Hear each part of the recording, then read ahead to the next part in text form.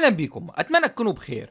اللي متابعني في الفترة الأخيرة عارف إن عملت قناة تلخيص الأفلام، فكنت محتاج أشتري حامل للمايك بحيث أستخدمه في التلخيصات. المهم اشتريت الحامل ده سعره حوالي 150 جنيه من ريماكس، وهو موديل CK 100. فهنعمل له فتح علبة سريع عشان اللي بيفكر يشتريه. المهم عشان ما اطولش عليكم نبدأ بالفيديو.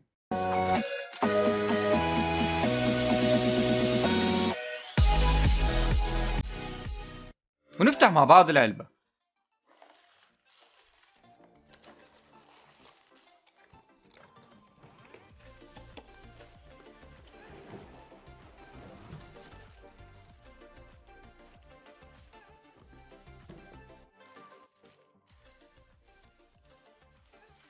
نخرج أجزاء الحامل من الأكياس.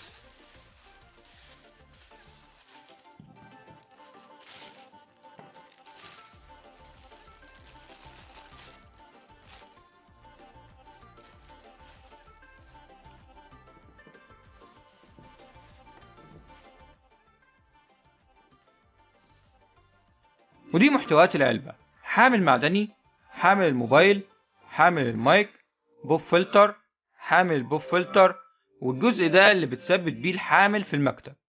وحاليا هنركب الحامل ونشوف شكله النهائي مع بعضينا.